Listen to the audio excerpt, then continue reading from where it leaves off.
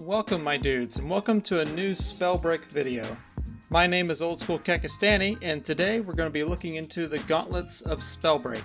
The reason I'm making this is because I was looking through the sphere of the interwebs and I realized that there's not really a good video on the main mechanics of the game, or even the main weaponry for that matter. So I figured, why not make a comprehensive guide on the Gauntlets of the game? Keep in mind that the game is still under NDA, so there are some aspects that I still can't talk about, but here is what we currently know, and without further ado, let's get to the video. To start, let's go over some basic mechanics of every gauntlet in the game. Each gauntlet has a primary fire and a sorcery that goes with it. The primary fire requires mana to use and is probably going to be the most used move you use during combat. Sorceries are moves that can only be activated when the gauntlet meter has been charged after equipping it for a while. Think of sorceries like ultimates in games like League of Legends or Overwatch. In addition to this, there are a lot of interactions between different gauntlets, but we'll get to that in another video. First, we're going to start with probably the flashiest of the gauntlets and the one you're most familiar with, Frost. This gauntlet is the closest to a sniper the game has with its long charge up time and fast projectile speed and increased damage the longer it has been charged. The primary fire of this gauntlet is a Frost Lance, which can deal high amounts of damage in one shot, although like I said, it must be charged up first. This move is useful for precision shots over long distances or short distances if you're feeling disrespectful. It's also used to create icy paths along the game world, which players can then skate upon and gain speed with, so it's also good for utility as well as damage. The Frost Gauntlet's sorcery is called Blizzard, and unlike the company, it's not trying to take advantage of your wallet. Instead, this move is a close-range AoE ability which damages and freezes enemies within its range.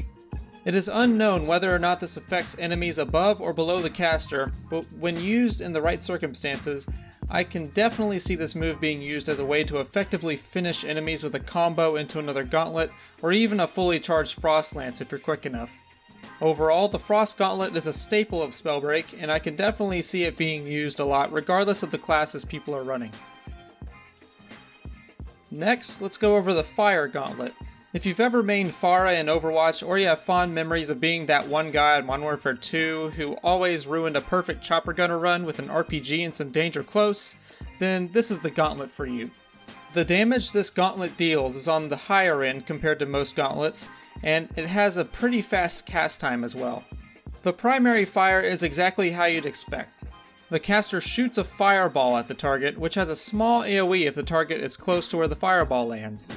In addition to this, the Fire Gauntlet also has a defensive tool in its sorcery, with a wall of fire able to be cast a short distance away horizontal to the caster.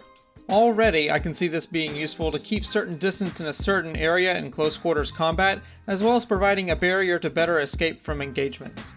As a whole, the Fire Gauntlet is one of the most versatile, providing both effective offense and defense for a multitude of circumstances. Moving on to the third gauntlet on our list is Stone, and boy is this a doozy. Stone gauntlets hit like a truck on steroids. People talk about air superiority, but if you want your enemies to fear the ground they stand on and play the floor as lava, then Stone is the element for you. Stone is the epitome of ground assault. Its primary attack is a far-reaching fissure across the ground that hits hard. It can be used to deal heavy damage at close and medium range, but doesn't reach into the air. The sorcery for Stone is probably one of the strongest moves in the game. With Stone's sorcery, the caster hurls a boulder in an arc that grows in damage the longer it's in the air, dealing heavy damage when it impacts its enemy. This is one of those easy to use, difficult to master moves where learning the exact arc and damage of each boulder can be a challenge. However, once it's learned, it can be a great asset to any kit you run. While being a mage that controls the air is great and all, if you want to control the ground game, then Stone is the gauntlet for you. Next, we have the Toxic Gauntlet. The Toxic Gauntlet is probably the most cut and dry gauntlet in the game. What I mean by that is it has pretty much one purpose and one purpose only: to deal damage at very close range. The gauntlet behaves much like a shotgun in the sense that its primary spell fires 4 projectiles at once with a wide and random spread that don't fly very far. In addition to this, each projectile leaves behind a small toxic pool that deals damage if an enemy stands in it. The spread on these projectiles is so wide that it only makes sense to really use it in close range combat. In addition to its primary, its sorcery lets the caster fire a large cloud of gas in much the same way as the boulder from the Stone Gauntlet. It's launched in an arc and it lingers where the cloud lands, dealing damage if in or near it. With all this said, it could have some play in mid-range engagements, but generally you'll want to use it up close. So to conclude this gauntlet, if you like dealing damage to enemies in extreme close quarters combat, and maybe getting out of invisibility, then Toxic is the gauntlet for you. In our number 5 spot, we have the Wind Gauntlet, probably the best gauntlet in terms of utility in the game.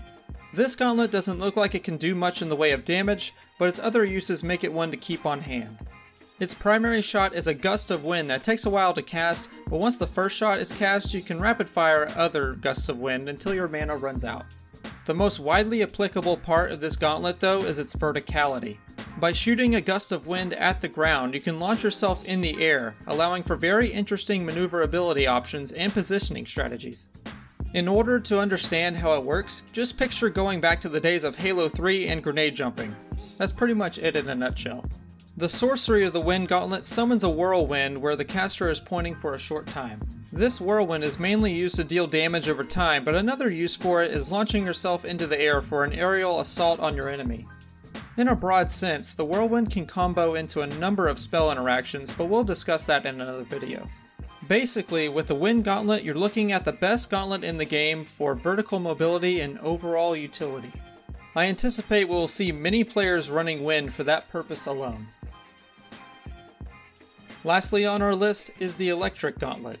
Compared to most other gauntlets in the game, I find this one the most straightforward. The Electric Gauntlet is the gauntlet most like any other shooters out there, and I'll explain why in a second. The gauntlet has a wide array of interactions in the game which all stun the opponent, and we'll get to all the publicly known interactions in a later video. For now, let's take a look at the gauntlet's basic mechanics. The primary of the Electric Gauntlet fires 3 lightning bolts in a narrow conal pattern in front of the caster. The conal pattern behaves much in the same way as Fortnite Bloom. Basically, the lightning bolts will go kind of where you aim, but not exactly where you aim. The high speed of these lightning bolts makes this gauntlet the closest thing to hit scan that the game offers. These lightning bolts do not deal too terribly high damage individually, but they are a useful tool in mid-range fights when you need to precisely tick damage onto your opponent. I usually pigeonhole them in mostly mid-range fights because Stone and Toxic are so well equipped for close range, and Frost is just Frost, so mid-range it is. The sorcery of the Electric Gauntlet summons an AoE lightning storm which rains down lightning bolts from the sky onto the battlefield.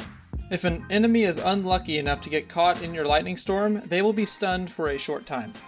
I currently am not aware of any lightning storm interactions with any other gauntlet, but I'll be sure to touch on it once the NDA lifts on this game. So to recap, the Electric Gauntlet is best used for mid-range fights and is the closest thing to hit scan in the game, as well as provides stuns when effectively used with other gauntlets.